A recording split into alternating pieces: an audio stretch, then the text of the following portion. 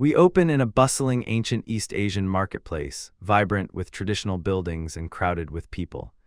Amid the lively scene, we see 14-year-old Payat Wal, an orphan and drifter, clutching a bowl with just a meager portion of rice and fish. Gifted with thought, I managed to gather this much today. With a fair in town, he's content enough, but now he's on the hunt for a place to sleep. As he wanders the streets, we learn his reality. No family, no home, just aimlessly roaming the lands with no foundation or residence.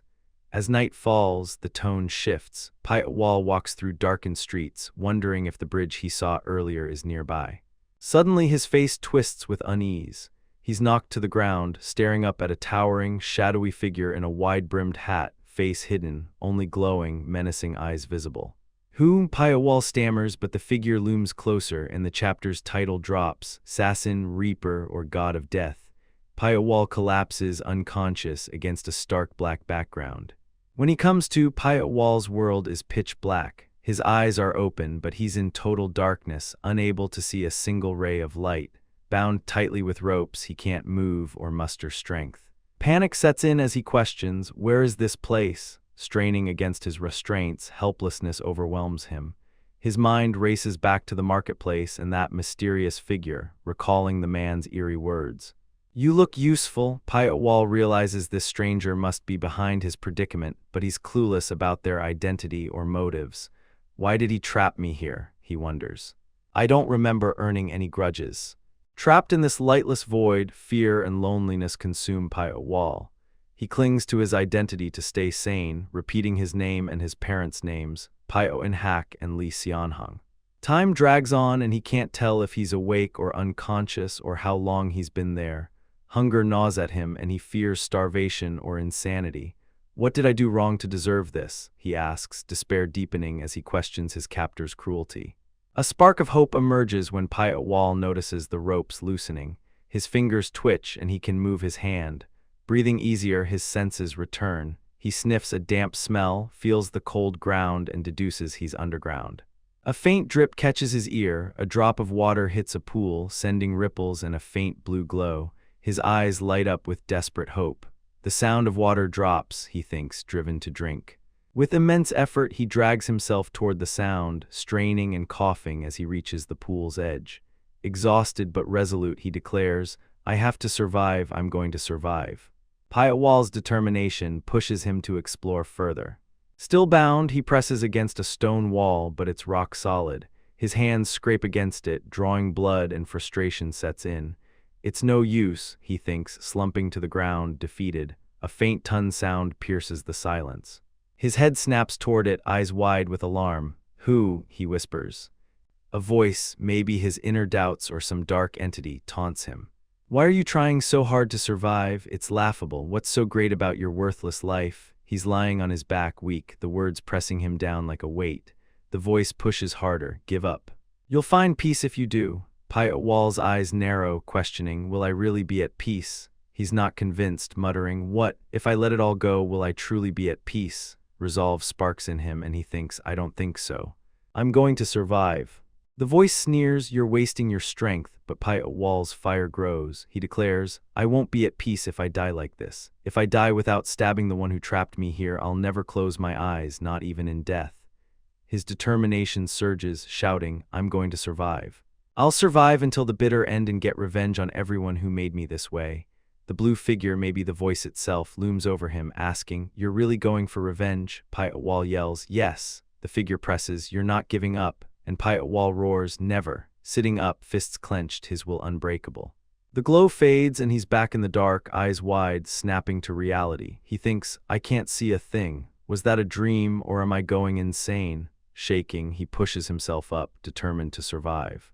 Crawling, he feels around where water drips, finding moss. He's not sure if it's safe but thinks, I have to eat to survive.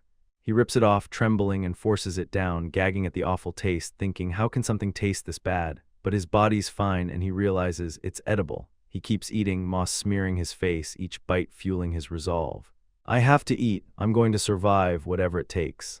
Payat Wal moves through the dark, calculating his cells about 9 meters square. A trap, no doubt. Someone locked him here. A loud clank echoes and an iron door opens, blasting light in. He squints, thinking it's blinding, but stumbles toward it, whispering, "There's someone in here," hoping to be heard. A food tray sits just inside a small hatch, but before he can reach it, a shadow flickers and the hatch slams shut with a bang. Wall slumps, panting, too late. Sniffing the air, he catches a whiff and thinks, food. The tray's got scraps, rotten fish, tea leaves, pork, maybe bone meat. A purple, unsettling aura oozes from it, but he analyzes it, noting at least 5 kinds of leftovers. One person wouldn't eat all this. His eyes sharpen. It's not just one person. I'm not the only one trapped here. He deduces 5 or more people are behind this, with a purpose. It's inefficient to trap just me, he thinks, picturing shadowy figures, his captors and others like him, locked in cells. There's at least 5 managers and likely more than 5 prisoners like me.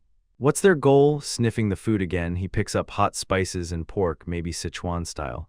With a grim look, he eats, thinking, I've got time, I'll think after I eat. It's better than the moss. He chows down, gulping and slurping, a faint smirk curling his lips, eyes sharp and calculating, ready for whatever's next. Wall is in his pitch-black prison, grunting through push-ups on the cracked stone floor, moss growing in patches around him, his breathing heavy with effort. It's been at least 4 months since I've been trapped here, he thinks, his gaunt face etched with strain, eyes closed briefly to focus. Every day a small iron hatch opens, a sliver of light spilling in as a bowl of scraps is shoved inside, the door thudding shut. Looking feral, his long, unkempt hair framing a thin face, Wall crouches toward the food, snarling like a trapped animal. They never say a word, he mutters, glaring into the darkness. They just keep me caged in this narrow, black cell. But he's not idle. I thought I'd go insane in a place like this, he growls, pushing himself through intense exercises, muscles straining as he moves vigorously, sweat dripping. I haven't been doing nothing, he pants, eyes sharp. I can see a little now. I'm adapting to this darkness. His eyes, faintly glowing, catch shapes moving in the underground space. Something's out there, he whispers, spotting centipedes crawling in the shadows. So many insects thriving without light, he thinks. Are those centipedes? A massive pale snake with glowing red eyes slithers close, its movement smooth and silent. Wall's face twists in shock, heart racing as it coils around his arm, hissing.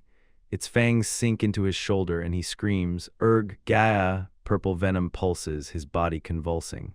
What's happening? He gasps, veins darkening. Snake venom, my body's burning. Writhing in agony, his bloodshot eyes bulge, dark fluid leaking from his mouth until he collapses still. The hatch opens again, food slid in, but Wall lies motionless beside the snake's carcass. His eyes snap open, bloodshot, blazing. I won't die, he snarls, trembling as he forces himself up, joints creaking. That venom almost killed me, he mutters, eyeing the dead snake, its red eyes dull. But something's changed in me. His vision's sharper, eyes tinged gold. I can see better now, he says, examining the snake with a sharp stone. Fascinating, is it because of this creature? I've heard of people getting stronger from surviving poison. He grips the snake's fang. If I can resist poison, if I can make it a weapon. He presses it into his arm, venom flooding in, pain searing. KGH, he grunts, clutching his arm, dark veins pulsing. Should I have been more careful? He hisses, body shaking, but it's less intense. It's not as bad as the first bite, he gasps, sitting up, eyes glowing red. He studies the snake, its blind eyes, stealthy hunting, striking prey with vibrations. You're a hunter, he says, noting insect remains. Not greedy, you eat and leave the rest. Smart. You and I are the only ones with intelligence here. The floor shakes, a low vibration pulsing. What's that? He whispers, clutching a sharpened bone. The hatch slides open and he steps into a cracked stone corridor, doors lining the walls. His red-gold eyes scan ahead. The next room's 20 steps away, he thinks. That's why I couldn't sense anyone. A cell door creaks and he sniffs the air. This smell, his eyes widen. Rotting flesh inside, shadowy forms, dead bodies, young like him. They're my age, he murmurs. Are the other rooms like this? He moves down the corridor, footsteps soft. A massive iron door looms, red light seeping through, bolts gone, door ajar. Now masked with cloth, hair tied back, he looks hardened. What's beyond this, he thinks, stepping into the bright unknown, eyes sharp, ready. Wall trudges through the dark, his footsteps light but steady. the faint tapping of his movements echoing in the underground silence. He peers into a cell-like opening, spotting a young woman with long dark hair, So-Yowal, lying motionless on the ground, and a young man, Song Chinwoo, slumped against the wall. His hand grips the stone frame as he leans in, eyes narrowing. It's the same thing here, he thinks, stepping inside to examine them closer. So-Yowal's eyes flutter open, barely seeing him in the dark. "Who are you?" she rasps, voice weak. "Where did you come from?" Pyotwal, his vision sharp from adapting to the darkness, thinks, "She's looking my way, but she can't see me."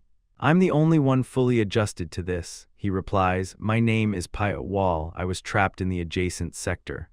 So Yowal sits up slightly, startled as Song Chinwoo stirs. "Are you saying there are more places like this?" she exclaims. Pyotwal nods. "Looks like it." She asks, "What are your names?" then answers, "I'm So-Yowal and he's Song Chinwoo."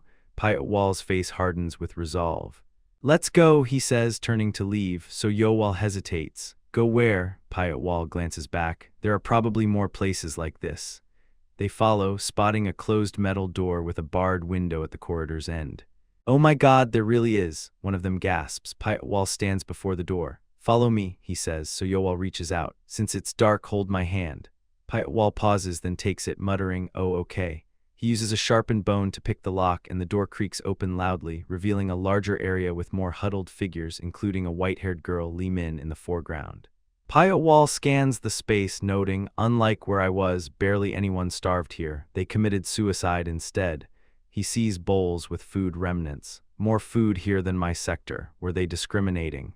"What's their plan, managing sectors differently?" So Yowal calls. Pyotwal, gesturing to Lee Min and a boy with spiky hair, go Shinnok. "These guys were trapped around the same time as us. Her name's Lee Min, and that's Go Shinnok." A bright light flares from an opening, blinding the youths. "Arg, my eyes," they cry, shielding their faces. Pyotwal squints, thinking the outside, but he realizes, no, we're still underground. A torch's light is enough to blind us after so long.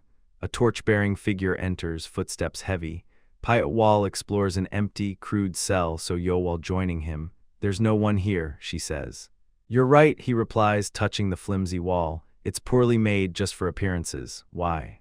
Lee Min approaches. "Pyotwal," she says, smiling. "I'm Lee Min, I'll be in your care." Pyotwal studies her, asking, "Were your eyes like this from the start?" She looks confused. "What?" Then, noticing his gaze, she says, "Your red pupils, they're beautiful." Pyotwal's surprised. "My pupils are red," he thinks, recalling the snake bite. "Is it from that?"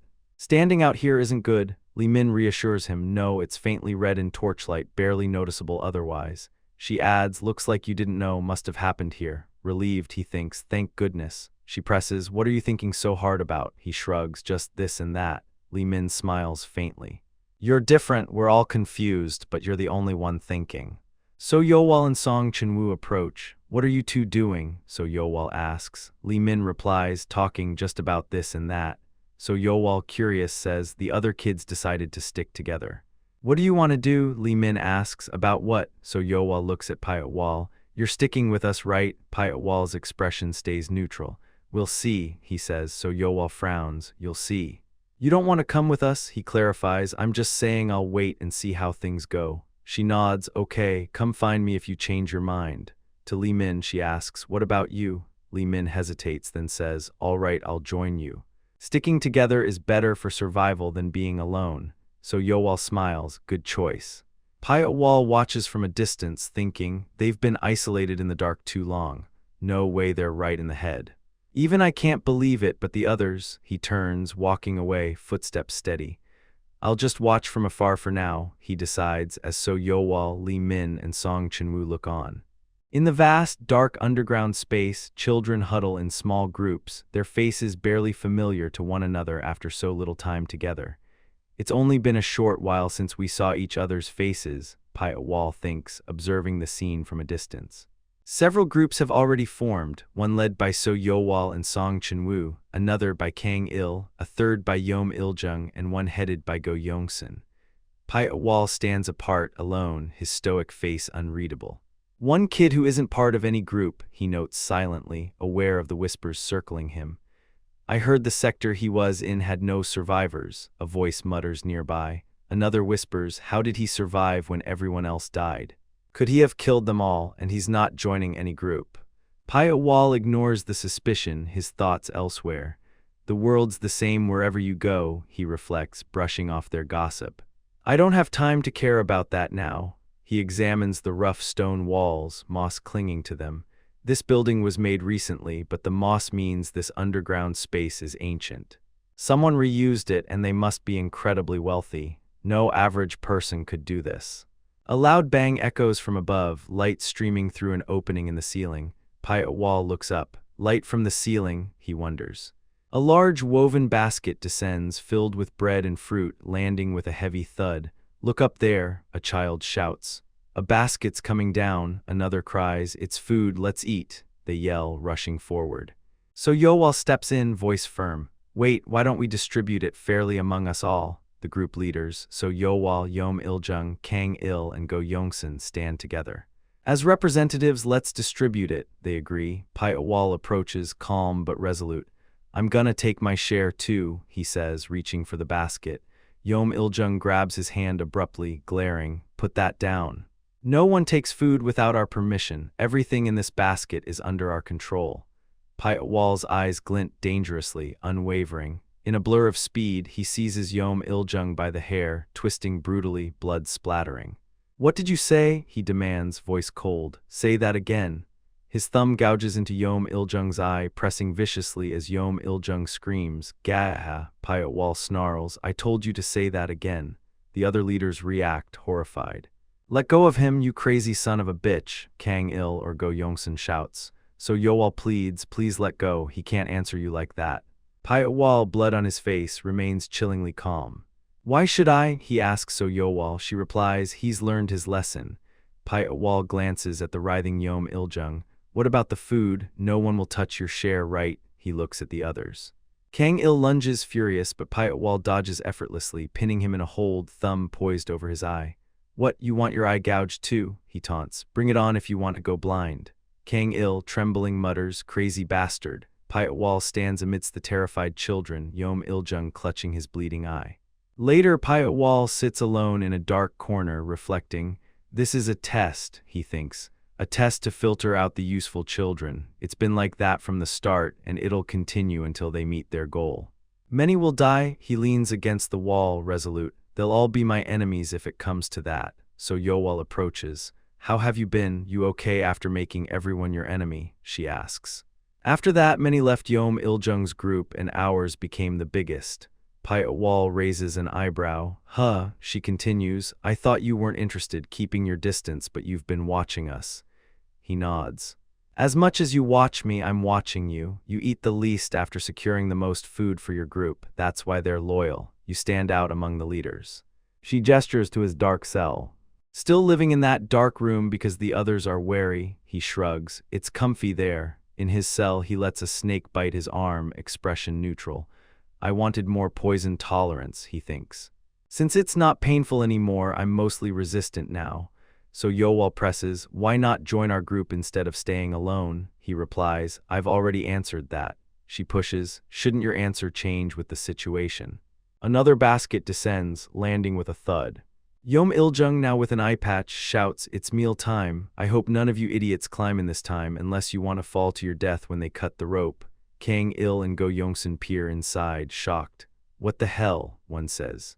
So Yowal gasps, why is there only this much? The basket holds far less food than before. Pyatt Wall's face hardens, eyes intense. It's begun, he thinks. In a grim, underground world where survival is a brutal game, a young boy named Mak Nassam once fought to prove his worth. Despite his small stature, Mak's tenacity earned him a place in So Yowal's group, a band of children led by the fierce and determined So Yowal. Mak, though the smallest, carried his weight with unyielding spirit, but one dark day, everything changed. Mak Nassam was found dead, his body lying still on the cold ground, a peaceful expression masking the violence that took him. The group gathered around him, their faces twisted with sorrow and rage.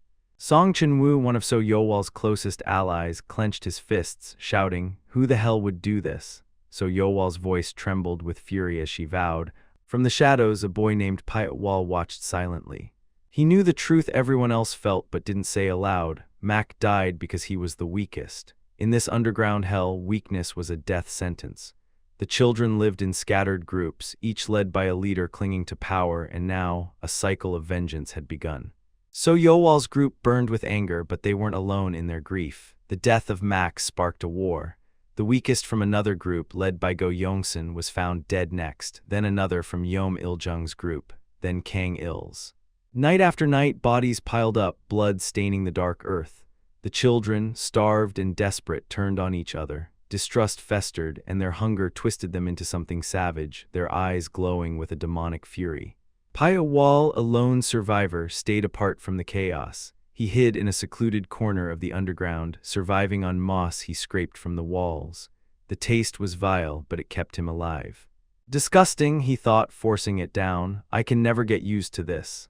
He knew the other children hadn't found his hiding place yet, but peace was fleeting. The war was creeping closer. One night, footsteps echoed toward him. They're here, Pyotwal thought, his senses sharp. He counted at least 4 intruders. They weren't lost, they were hunting him. A torch flickered, revealing their faces. One child, nervous but certain, whispered, "I saw him come and go this way." Then a larger figure stepped forward, his reddish hair and eye patch unmistakable. Yeom Il-jung, a brutal leader driven by vengeance. "Where the hell is that son of a bitch?" he growled. Yeom Il-jung's hatred for Pyotwal ran deep. "I've killed 2 people since our last fight," he thought, his mind consumed with revenge. "Now it's your turn, Pyotwal." His group searched the darkness, but Pyotwal was a shadow, always one step ahead. Suddenly, one of Yeom's followers screamed, clutching his leg. A snake slithered away and Pyotwal's silhouette flickered in the distance. Panic set in. Another follower fell, attacked from the dark. Yeom Il-jung shouted, "Where are you, you goddamn rat?" But Pyotwal was relentless. Moving like a phantom, he struck again, his eyes glowing faintly red. One by one, Yeom's followers fell, their cries swallowed by the darkness. Pyotwal grabbed the last one, Jongha, in a brutal chokehold. Yeom Il-jung roared, "Let him go," but Pyotwal's grip tightened. "At this rate he'll die," Pyotwal thought, his mind cold and calculating, "and I'll become a murderer." He hesitated, then decided. With a sickening crack, he ended Jongha's life. "I'll have to kill sooner or later," he told himself. Yeom Il-jung, now alone, was consumed by rage and fear. "You killed all my men, you demon," he screamed. He charged at Pyotwal, but the fight was one-sided. Pyotwal was too fast, too precise. Blood sprayed as Yeom Il-jung fell, wounded and disoriented. "Where are you?" he shouted, stumbling blindly. Pyotwal's voice cut through the dark. "It won't end with just one eye this time." Before Yeom could react, Pyotwal attacked, dragging him down. Desperate, Yeom pleaded, "Let's join forces. We could rule together," but Pyotwal saw through him. "You'd betray me the moment you could," he said coldly. Yeom's pleas turned to screams as Pyotwal blinded his remaining eye, leaving him broken and helpless. "Spare me," Yeom gasped, but Pyotwal's hands closed around his throat. With a final, crushing snap, Yeom Il-jung was dead. Pyotwal stood over the body, panting, his hands stained with blood. "The reason I killed you," he thought, staring at Yeom's corpse, "is because I'm still weak." His red eyes burned in the darkness, a testament to the monster he was becoming. As he walked away, leaving the carnage behind, the underground war raged on, and Pyotwal knew his fight for survival was far from over. Yeom Il-jung's group, once a force to be feared, had crumbled. His lifeless body lay sprawled on the cold ground, surrounded by the corpses of his loyal followers. Whispers spread like wildfire among the starving children. "It's Pyotwal," one child hissed. "He killed Yeom Il-jung." The name Pyotwal became a shadow that loomed over the final sector, a solitary figure who walked away from the carnage, his silhouette swallowed by the darkness. "I shouldn't become his enemy," he muttered, the weight of Pyotwal's power sinking in. Elsewhere, Go Yongsan, a leader with sharp eyes and a ruthless edge, trained with fierce determination. Pyotwal's cunning and spiteful, he thought, his fists clenched. "He knows exactly how to make people fear him," Kang Il mused, sighing heavily. The underground was a graveyard of hope where food was scarcer than mercy. Kang Il's thoughts grew darker. "There's not enough food to share," he realized. People had to be killed to secure it. The children, once innocent, had become murderers, their hands stained with blood, their souls twisted by hunger. So Yowal's gaze lingered on Pyotwal's distant figure. "He killed Yeom Il-jung, who held power in this chaos," she thought. "No one will touch him now." Go Yongsan gathered his group, his voice sharp as he warned them. Don't even think about crossing Paya Wall.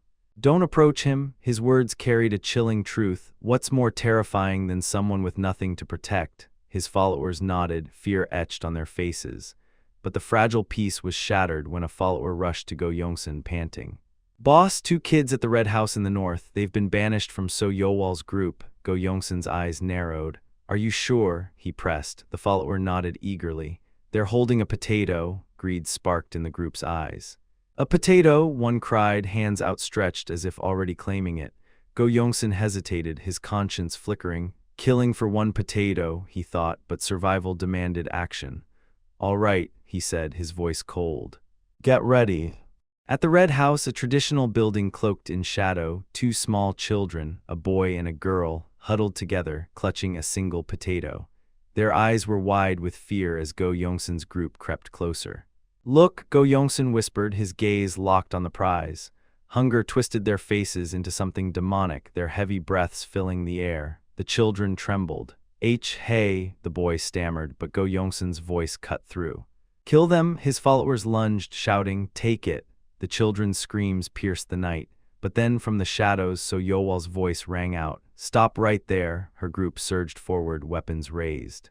Don't let them escape, she ordered. Go Yongsan froze, realization dawning. Something strange, he thought. The potato was just a painted rock, a trap. The small children threw off their disguises, revealing themselves as older members of So Yowal's group.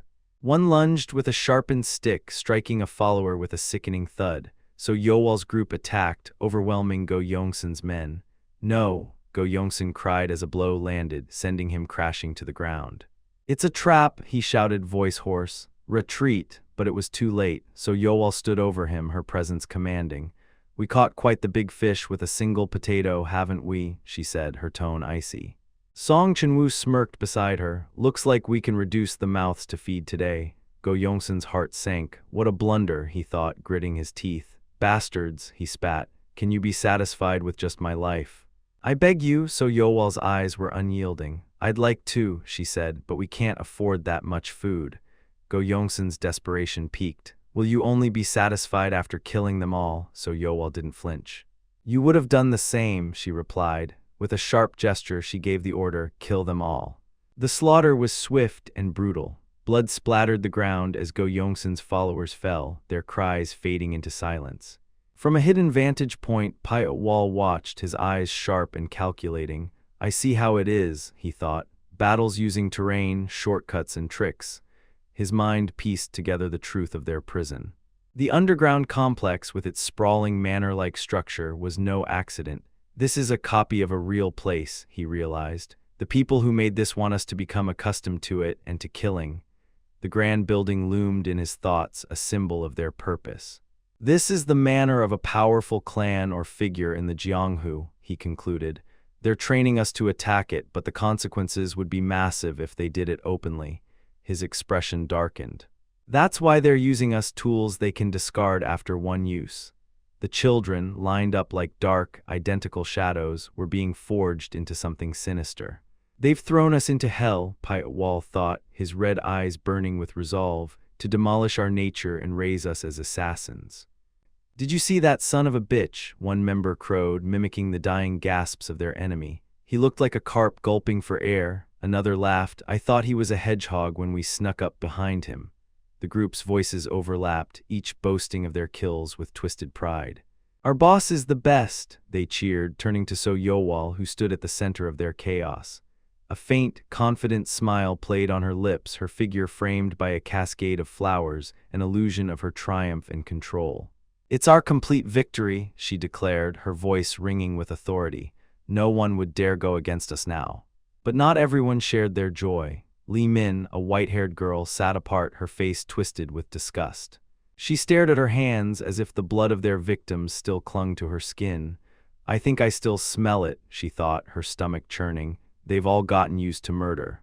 How can they eat so carefree with hands stained like this? Her gaze drifted to the laughing group, then back to herself, a wave of self-loathing crashing over her.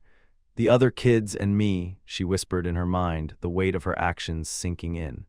A faint light pierced the cavern's gloom, drawing the group's attention upward. What? Mealtime already? One member asked, hopeful. It's a bit early, isn't it? Another replied, so Yowal's voice cut through their murmurs. We must secure as much as possible, she commanded, her group snapping to attention.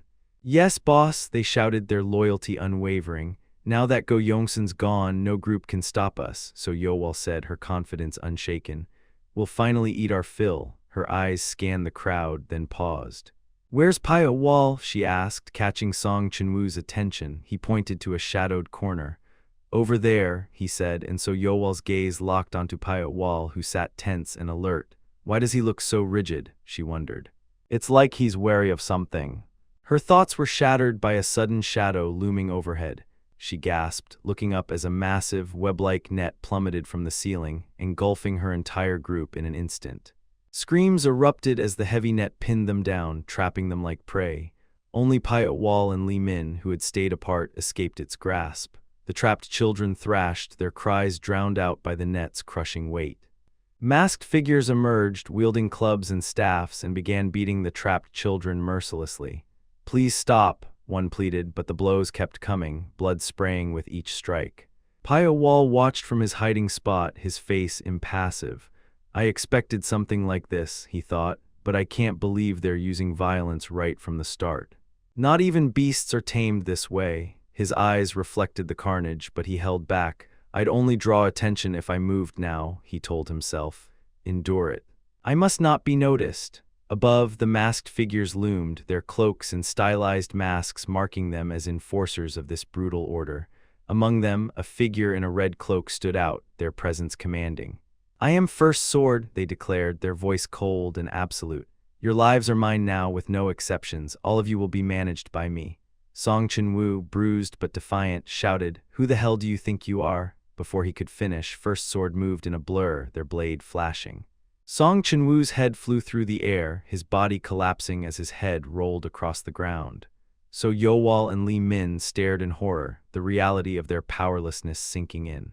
First Sword's masked face showed no emotion, blood dripping from their blade. I have not permitted any of you to open your mouths, they said, their words a death sentence. Kang Il, beaten and trembling, gritted his teeth, his fear palpable. In his secluded corner, Paya Wall's gaze shifted to a small, carved wooden bird by a narrow opening in the wall, a fleeting reminder of something human. They are curse poison, he thought, his mind unraveling the truth. Like poisonous creatures locked in a jar, devouring each other until only one remains, the one with the most potent poison. He saw the children, their red eyes glowing like demons, transformed by this crucible of violence. That is curse poison, he concluded, the term echoing the dark magic of Kodoku. High above, two masked figures, one likely First Sword, the other their superior, discussed the survivors. Only the most wicked and resilient have survived, the superior said, satisfaction in their voice, just as we wanted. First Sword asked, which ones are worth watching? The superior's gaze was calculating. So Yowal, as expected, she leads the largest group, her influence unmatched. If we don't crush her spirit, she'll be trouble later. They paused, then added, Song Chenwu and Kang Il also stand out for their martial instincts, though they're overshadowed by her. Their attention turned to Paya Wall, bound and silent. The sole survivor of Sector 1, the superior noted. That sector had the least food, the worst conditions. Survivors from there are not normal. First Sword confirmed, Paya Wall is still alive. The superior's tone grew heavier. Pay very close attention to him. The superior held up a golden scroll, its intricate carvings glinting in the dim light. There are only 6 years left, they said. We must complete the request before then. The scroll revealed its secrets. A 7-year mission to assassinate an unnamed target with a reward of 500,000 gold yang and a strict condition to leave no trace of the Blood Shadow group. The children, forged in blood and betrayal, were being shaped into assassins for a purpose far greater and far darker than they could yet comprehend. In the shadowed heart of the underground complex, the grand, traditional-style manor loomed like a silent judge. First Sword stood before it, their red-cloaked figure commanding the attention of the battered children. Attention, they barked, pointing to the distant building. That final house is your objective. The one who reaches it fastest will earn a 2-hour break, but the last to arrive will learn what true hell is. With a red flag planted near the manor as their target, the children Piot Wall, So Yowal, Kang Il, and others surged forward, desperation driving their frantic race. The air filled with the sound of their pounding feet, each step a fight for survival. The merciless days stretched on, each one a crucible of pain and endurance. Their lives were no longer their own. "If we can't endure this, we'll die before seeing the outside world again," the narration whispered. A hand reached out, clawing for survival, symbolizing their desperate struggle. "We must do whatever it takes to survive." Amid the chaos, So Yowal shone, outrunning her peers with fierce determination. First Sword's voice echoed in assessment. "As expected, So Yowal is the most exceptional. Her intelligence, judgment, guts, and execution are top-notch." But not all eyes were on her. A masked instructor turned to First Sword, gesturing toward Piot Wall, who ran steadily but not at the forefront.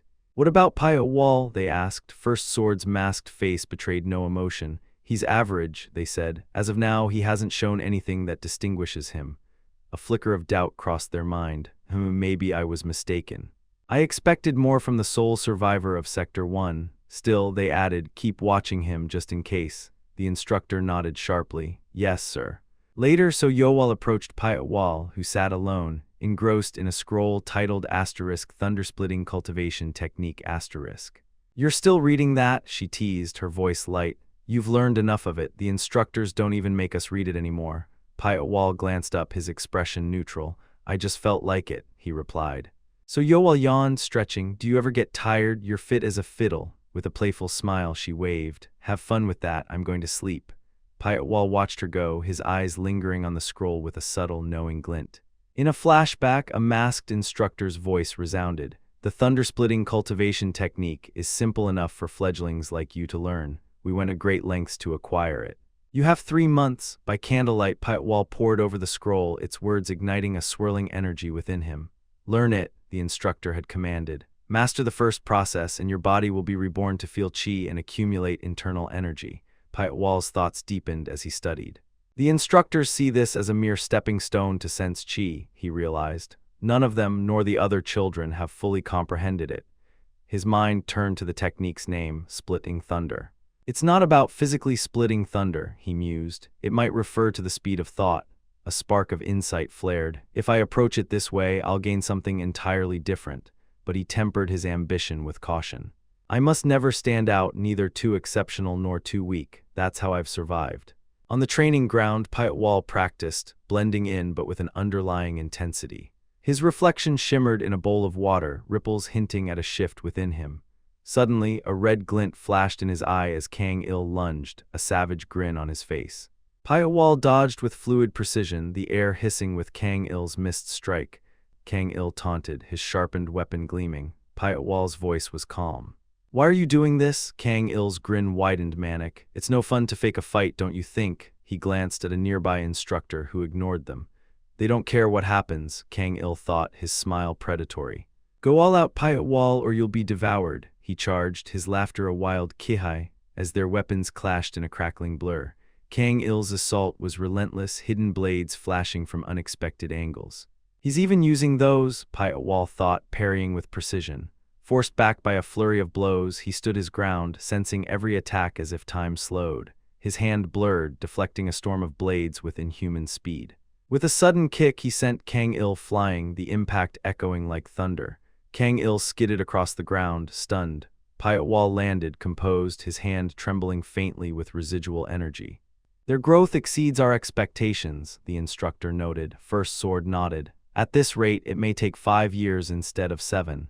The instructor's tone grew grave. "You're underestimating the target. He's the most talented man in Sichuan. Even perfect preparations may not suffice. One mistake and the Blood Shadow group could be annihilated."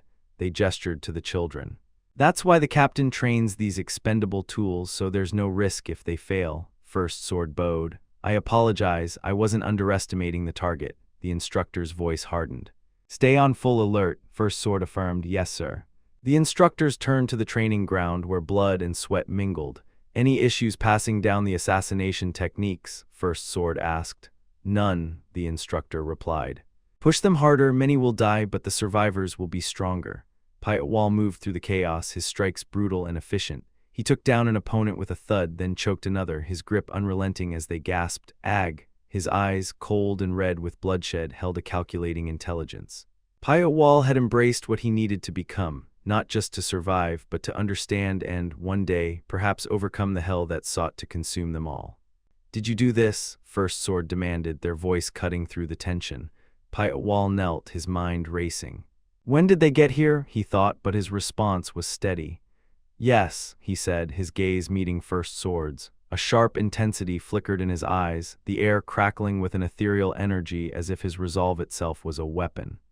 "When did I?" he thought, startled by his own reflexes. First Sword's assessment was unspoken but clear.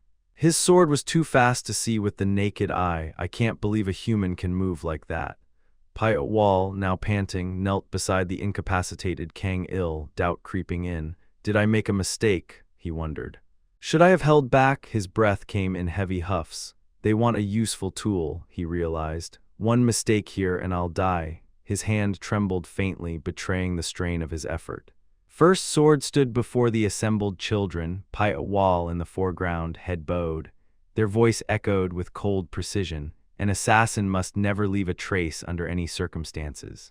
Breaking an arm like that is nothing more than revealing your martial art and identity." Paya Wall listened, the weight of the reprimand sinking in.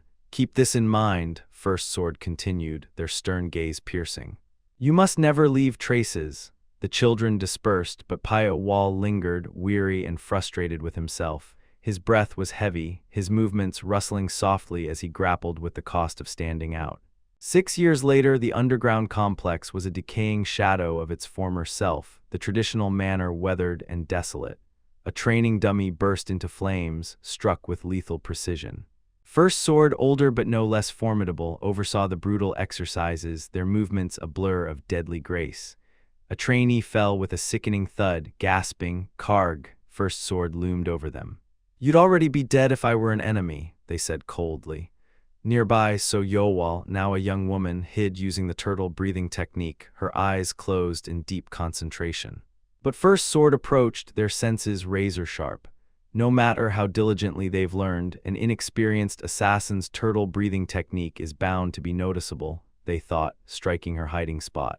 So Yowal cried out, "Kug," as the blow landed. "You're still far from ready," First Sword declared, stepping over her.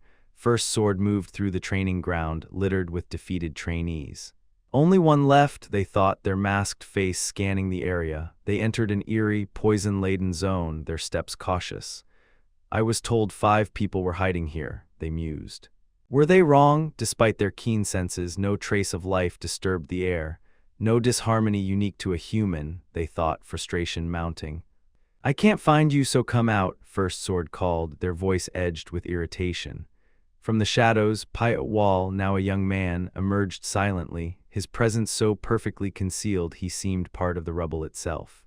First Sword turned, startled. He was hiding this close to me, they thought, recognizing him. "So it was you, Paya Wall." Paya Wall stood respectfully, his calm demeanor unshaken. "Since training is over, may I take a break?" he asked. First Sword, caught off guard, stammered, "Why, yes," their composure faltering. As Paya Wall walked past, First Sword's gaze followed, a mix of annoyance and intrigue. "That son of a bitch," they thought, their scrutiny intensifying. On the training ground, now quiet, Paya Wall encountered So Yowal and a young man with a sinister air, So Jioxin, once known as Kang Il, now wearing the stolen face of another trainee. "Look who's here," So Jioxin mocked. "What is Mr. Pompous doing all the way over here?" Paya Wall's eyes flicked to him. "You've changed your face again, So Jioxin," he said, his voice steady. So Jioxin grinned, unapologetic. "Is that you, Kwangan's face? He croaked not long ago, so I've been using it well." So Yowal frowned. "You'll forget your real face at this rate," she warned. So Jioxin shrugged. "Who cares? We'll never get out of this place anyway." Paya Wall's response was cryptic. "I wonder," he said, prompting startled glances from both. "What?" they asked in unison. As food gruel, slightly better than before, was distributed, So Yowal observed it closely. "We'll be given a mission soon." Her gaze was resolute, sensing the endgame approaching. Paya Wall, standing apart, watched in silence, his intense eyes reflecting a mind that had grown sharper, more dangerous. In the dimly lit expanse of a grand, empty hall, the captain of the Blood Shadow group sat alone, his weary sigh echoing through the silence. His stern face, etched with fatigue, betrayed a heavy burden. "We've met the minimum conditions for the task," he murmured, his thoughts lingering on one figure. "But I favor him the most. He's absorbed the thundersplitting cultivation technique and will grow far stronger than I anticipated." His voice grew introspective. "Am I repeating my father's mistakes? His talent is exceptional, and that makes me afraid." As he spoke, First Sword and another masked instructor entered, their footsteps heavy. "Why did you call us?" they asked, bowing deeply. The captain's gaze was resolute. "It was I who called. Isn't it time we wrap things up?" First Sword nodded. "Do as you wish." With a dismissive gesture, the captain sent them away, their quick steps fading into the shadows. Elsewhere, First Sword, Second Sword, So Shin Sword, and Third Sword, Hong Dampio, sat around a table, cups of liquor in hand. "It's hard to connect with the children," First Sword remarked. Second Sword scoffed. "How can we share tea with them? Our paths are too different." Third Sword's tone shifted. "It's not far off now, the Beast Arena." He leaned forward, intrigued. "I hear there's something special about Paya Wall." "What's your take?" First Sword's expression grew thoughtful. "He's dodged everything. Some are stronger, but he finds their weaknesses and defeats them all." A grim pile of fallen children flashed in his mind, Paya Wall standing among them, a silent victor. "It's a waste to let him die," First Sword added. The captain, overhearing, touched a dagger-like seal, his face darkening. "We have no choice. That was the request's condition." "It's time for the final stage," he declared, his hands resting heavily on the table. On a desolate training ground, the children faced a low platform, the three organizational leaders looming behind it. The captain's voice was unrelenting. Shock rippled through the group. "So Jokson, once Kang-il, roared, 'Are they telling us to kill each other?'" Li Min's face twisted in horror. "You goddamn," she spat. The captain pressed on. "This is your final test. Pass it and you'll no longer be trapped here." The children, exhausted and despairing, stirred, eyeing each other with newfound hostility. So Yowal's mind raced. 20 left, she thought, and we can only leave if we sacrifice their people. Her words hinted at a brutal culling, though the exact number was unclear. Perhaps only a few would emerge. Paya Wall's focus sharpened on the black demon art, the final martial art left untaught. Greed sparked within him. "I'm getting greedy. I will learn it." His clenched fist radiated resolve, drawing wary glances from the others. So Jokson sneered, deciding to be a survivor already. Paya Wall's response was measured. "We'll see if we can." So Yowal's eyes glinted. "A scapegoat's needed. You don't seem afraid." Paya Wall met her gaze. "Why, everyone's eyeing you." A faint smile curved her lips. "I'll look forward to it." In a shocking twist, First Sword, revealed to be Song Chenwu, long thought dead, stabbed the captain from behind. "I'm sorry," Song Chenwu said, his masked face unreadable. "I wanted to learn more from you, but I had no choice. You must die to complete the mission."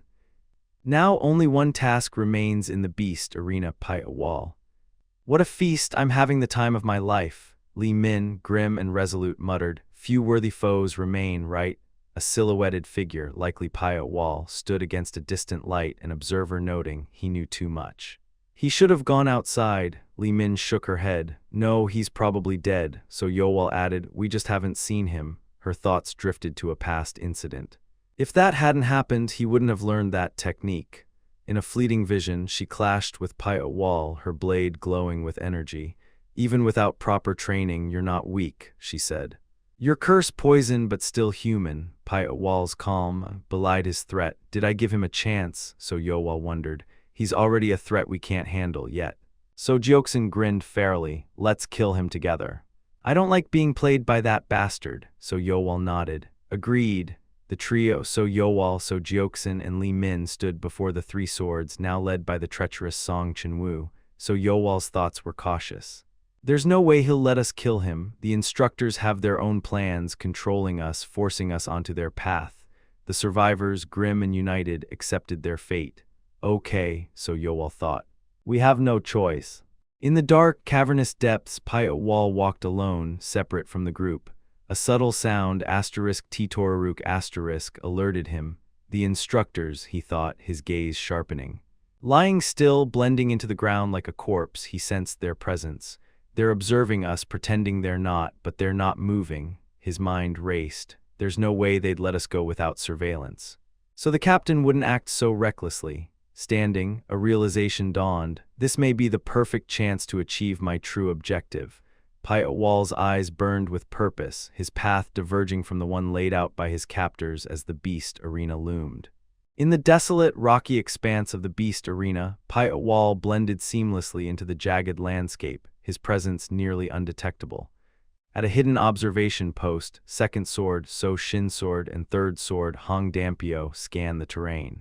"This place is more desolate than I expected," third sword remarked. Second sword's tone was sharp. "I called you, did you find him?" Wall, camouflaged among the rocks, remained vigilant. "It's not perfect," he thought, his aura dark and predatory, "but they won't find me right away. I've hidden my presence completely." Yet he knew the risks. Limiting my breathing and movement makes sudden changes fatal. His gaze drifted to where first sword, revealed as Song Chunwoo, had slain the captain. It was the perfect moment to act while he was distracted, Wall mused. A fox can slip into a tiger's den when the tiger's attention is elsewhere. Seizing the opportunity, Wall infiltrated the grand, now unguarded main building. "I knew it," he thought, stepping into the opulent, lantern-lit hall. He entered a forbidden room, one the captain had barred to all. "It's empty," he noted, his eyes scanning the space. A desk caught his attention and he approached, his movements silent. A small, intricately carved wooden box stood out. "This is," he thought, lifting it carefully. Inside lay the golden scroll, its text partially visible. "Blood Shadow Group Captain Assassination." Unrolling it, Wall read the full directive, privy only to the Blood Shadow Group Captain requesting assassination of Wu Gunsang. Duration, 7 years. Reward, 500,000 gold yang. Condition, to not leave a single trace related to the Blood Shadow Group. His eyes narrowed on the name. Who is Wu Gunsang? He wondered. A memory of the captain's words surfaced. He forced us to learn martial arts, pitting us against each other to create assassins. The survivors, those with exceptional talent, were sent to kill a rival, Wu Gunsang. He even considered exterminating us all. Placing the scroll back, Wall froze as first sword appeared behind him. "You're coming out now?" Song Chunwoo's voice was a low growl, his presence crackling with menace. Elsewhere he examined a clue, a scrap of cloth or paper Wall had left. "It can't be him," he thought, doubt creeping in. It's sloppy, but suspicion lingered. Was it someone else? At the observation post, second and third sword reacted with alarm as first sword appeared, holding the clue. "There was an intruder in my room," he declared. Second sword's eyes widened. "They must have noticed your presence." Bold. Third sword stammered. "Who could it be?" First sword's gaze was cold. "It's Wall." The others recoiled. "Unbelievable," second sword said. "Infiltrating a guarded place and fooling us," third sword added. "Punish him without doubt. He must be dealt with." First sword hesitated, citing potential fallout. "The opposition from the captain's faction would be great," he said, though the captain's death rendered this moot. Third sword was incredulous. "How?" First sword's resolve hardened. "I will use the hell flute." The dark, ominous instrument drew gasps from the others. "That's too much," second sword protested. Third sword pleaded, "We have other options," but first sword was unyielding. "Sometimes you take the risk and go all out." Atop a high rock he prepared to play. This true curse will unleash his deepest, darkest nature or drive him to insanity. The hell flute's dark melody swept through, a swirling energy that gripped the arena. Wall clutched his head, pain searing through him. So Yowal screamed, "What is this?" collapsing as blood trickled from her eyes. Other trainees writhed, crying, "It hurts," and "Help me." Li Min trembled, gasping, "It feels like insects crawling over my body." Amid the chaos, Wall stood resolute, less affected than the others. Li Min lay at his feet, racked with pain. His gaze was steady, understanding dawning. So, he thought, they activated the restriction. The hell flute's curse was a final gambit to break or control them, but Wall's clarity held firm, his resolve unshaken in the face of the arena's horrors. The beast arena was a maelstrom of agony, trainees writhing under the hell flute's dark influence, its red, jagged sound waves tearing through the air. Li Min clutched her head, gasping, "Huff," as others screamed, "Gah," and "Arg." Wall stood serene amidst the chaos, his gaze fixed on Li Min. "Is it the difference in training?" he wondered. "They activated the restriction," Wall realized, "but this is my opportunity. They're too distracted to notice me at my limits." Carrying the suffering Li Min, he moved, panting, "I need to find the flute's range." Pai'atwal's senses flared, blue energy swirling. My poison resistance isn't just for ordinary toxins, he thought. It counters the flute's auditory hallucinations and mental attacks. Pain gnawed at him, but it was bearable. Come and poison me again, he challenged, recalling his self-poisoning to build immunity. A snake's slit pupil gleamed in his eye, a coiled serpent symbolizing his defiance. The *thundersplitting cultivation technique reinterpreted enhances mind and body, he reflected. Without it, I couldn't adapt. Li Min, barely conscious on his back, was his calculated bait. A bowl of snakes and insects flashed in his mind, the curse poison they all embodied. Spotting the sword's observation post, Pai'atwal noted their fixation on the flute. They're not alert anymore, he thought, a sinister smile flickering. Should I kill them? He dismissed the urge. No. Killing them would turn the blood shadow group against me after 6 years. A small gift will do. As First Sword played, unaware, Pai'atwal left Li Min at his feet. First Sword sensed a shift. Poison. He was here, he thought, startled. Pai'atwal struck from behind, a purple, poisonous aura crackling. The impact shattered the flute, First Sword screaming, "Ag!" as his mask cracked. He whirled, blade flashing, but Pai'atwal vanished. Clutching his wounded shoulder, First Sword roared, "What did you do to my room?" Delirium or memory mixing with pain. Li Min moaned weakly, "Ah." From a distance, Pai'atwal glanced back. He won't die, but he's out for now, he thought. Best not to stir the hornet's nest too much. I could have killed him, but it was too risky. Second and Third Sword rushed to First Sword, bloodied and kneeling. "Are you all right?" Second Sword cried. "He poisoned you and left his Kai's imprint," he growled. "We need to report this," Third Sword speculated. "The captain's faction, perhaps." Second Sword fumed. "How dare they?" "Aren't they afraid?" he vowed. "It's time to end this. They've grasped our movements, slipping past elite assassins." First Sword, grimacing, ordered, "Feed the children the cleansing pill." Second and Third Sword saluted, "Yes, sir." As the pill took effect, So Yowal and So Joksin recovered, groaning. "What happened?" So Yowal wondered. The swords observed, the narration bitter. "If it is Pai'atwal, all of us were punished." First Sword seethed. "This never should have happened." Addressing the trainees, he warned, "If any of you dare do this again, you and everyone close to you will suffer." Pai'atwal, secluded with the black demon art scroll, smirked.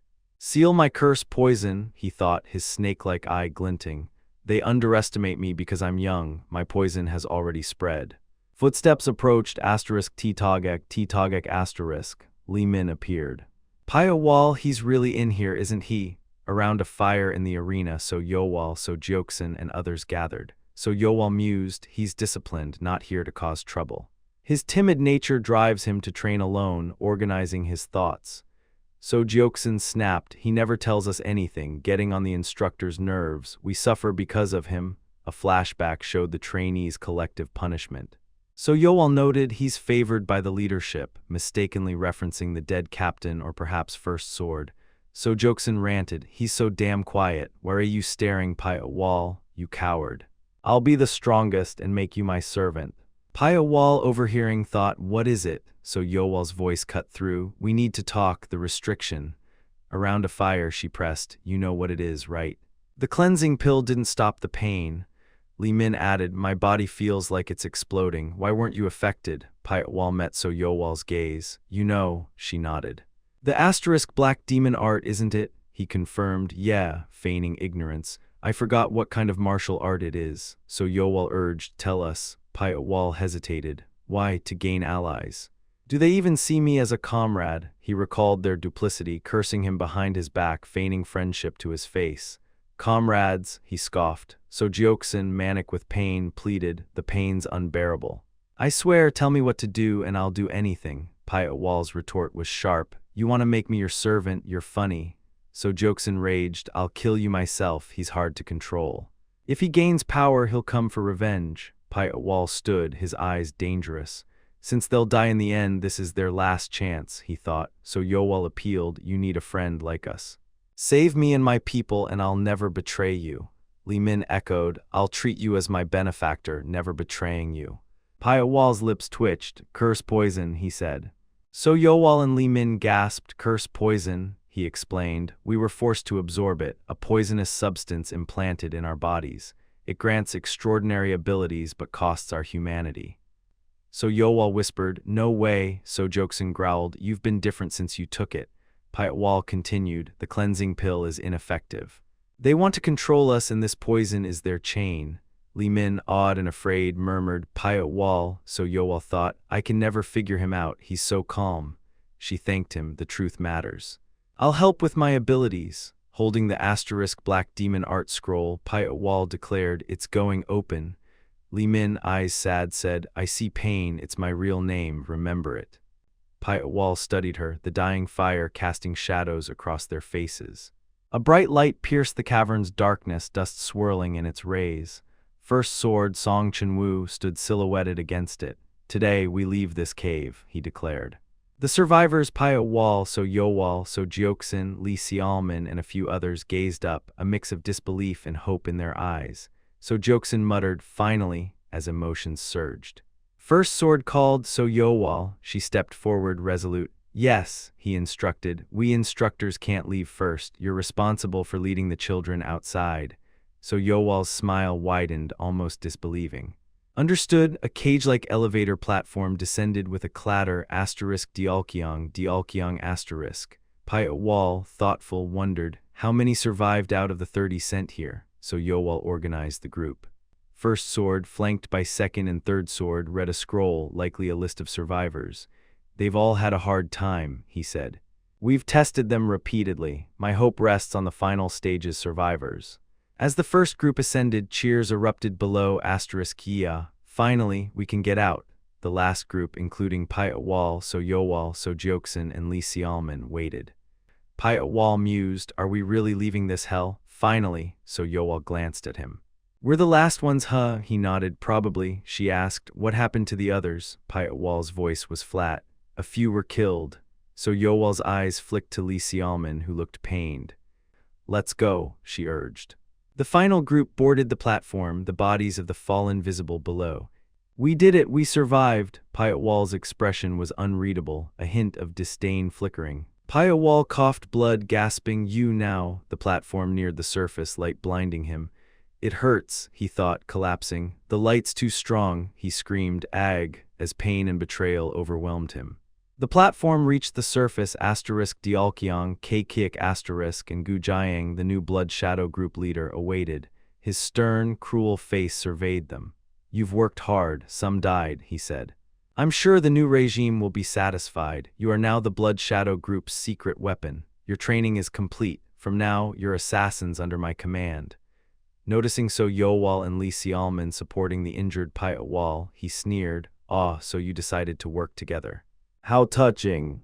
Gu Jiang ordered, "Get them in the carriages, give them a proper meal and clothes." Subordinates saluted, "By your command." As Wall was led away, he glared at his betrayers. "I trusted you," he thought.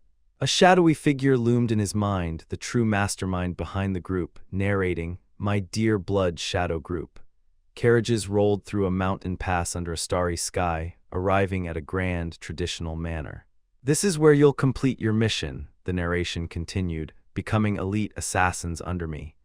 In a room, Gu Jiang addressed Wall, So Yowal, Lee Sealman, and So Jokson. "You're my children now, and I'm your father."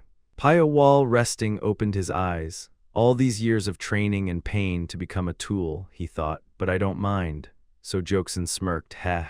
Who the hell would?" Outside, Wall asked So Yowal, "Now that we're out, what will you do?" So Jokson, spotting a well, leapt in with a splash, *CHY*, laughing, refreshing.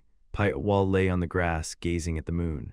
"It feels nice," he thought. "It's been a while." The manor glowed under moonlight, cranes soaring, fish gliding in a pond. So Yowal sat by Wall near the water.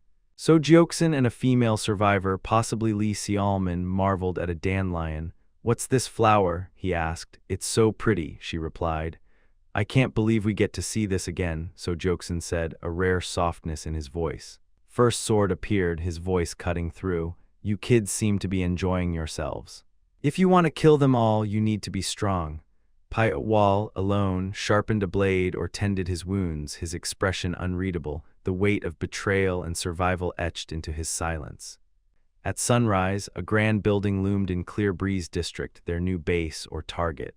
In a lavish room, Gu Jiang, Blood Shadow Group leader, sipped tea. An attendant praised, "Thank you for your hard work," but noted, "I'm not sure how long the requester will tolerate it." Gu Jiang, unfazed, replied, "No need to worry. If the requester wanted out, it'd be over." Dismissing the attendant, Gu Jiang allowed First Sword to leave. "I've done my best," First Sword said, lamenting. "I've only come this far. I want to do well, but I'm limited." Gu Jiang, thanking him, thought coldly, "Letting one or two die is fine after years of training.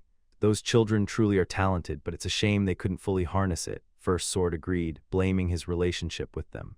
When Gu Jiang asked about the requester's identity, First Sword admitted ignorance. "To them, we're expendable tools," he said, envisioning Wu Gunsang's fortress, its red aura signaling its defenses. "The Blood Shadow group completes requests like a sword-wielding demonic god's power." In a bleak room, Pai Wall gripped a sinister dagger, his thoughts heavy. So Jokson asked, "What's got you so deep in thought, worried about the mission?" Pai Wall admitted, "To an extent." So Yowal snapped, "You're probably planning to backstab us." Li Xiaoman countered, "You're the one with those thoughts." So Yowal warned, "You're more dangerous than usual." So Jokson Manic vowed, "I must surpass him or kill him before he kills me," his training shrouded in dark aura. Before First Sword and instructors, the four Pai Wall, so Yowal, Li Xiaoman, so Jokson, received their mission. "You'll knowingly be sent as bait." So Jokson roared, "Finally," as Pai Wall, cloaked in blue energy, prepared. At night they moved through a forest led by a new fourth sword. "The objective is near," he said. "Be wary." Halting at a water's edge, they found dead guards littering the ground, ****. "Hide well," Fourth Sword ordered. First Sword pointed to a mountain fortress. "Your objective lies there. Climb, follow instructions, and find the main building. There's one true target," Wu Gunsang. Pai Wall noted the target building's unique height and materials, unguarded, likely a trap. Wu Gunsang, he thought, eyes sharp. In a serene garden, Xiao Ran, elegant yet melancholic, caught a cherry blossom petal, ****. Wu Gunsang, gray-haired and dignified, approached. "All by yourself again, valiant one?" he asked, using ****, a chivalrous term. Xiao Ran admitted, "I feel lonely." He teased her sentimentality, asking if she missed him. She replied, "He became a footnote, a high-ranking idler in the Siak family. That's his grave, I wish he'd stayed." Wu Gunsang, thorny aura rising, chided, "Your devotion goes too far. Your father chose his path, lacking martial talent. Why focus on the past?" Xiao Ran smiled sadly, "Just a thought." Wu Gunsang warned, "They're coming. Don't leave. If they succeed, we pay the price." Xiao Ran, resolute, said, "I'm ready to die. They've planned to deal with me." A messenger, Jianghua, rushed in, ***hurry**, reporting, "Dirch hero sent word. Locations and weapons." Wu Gunsang declared, "It's done." As a sword pierced the ground, ***H***, petals scattering. Xiao Ran, gazing at her flowers, said, "They bloomed in vain. Our fate depends on me." "We don't fear death," Wu Gunsang lamented. "I raised her, yet she's bait, not fully bloomed." Gu Jiang, clutching the assassination scroll, thought, "What shall we do?" Pai Wall, cloaked, moved alone through a forest path at dusk, ***. How much time has passed? He wondered. "I must adapt, survey, find a safe spot. I'm accustomed to darkness, so I move freely." Wu Gunsang's doing, he realized. A trap, dagger ready, dark particles swirling. He was ambushed by another Blood Shadow assassin, ****. Blocking the blade, ***Kong***, Pai Wall disarmed and struck, ***Pioak***. The attacker fell, gasping, "What?" as Pai Wall's cold eyes gleamed red. Thanks for watching. If you want more content like this, let me know in the comments. Don't forget to like and subscribe to stay tuned for the next videos.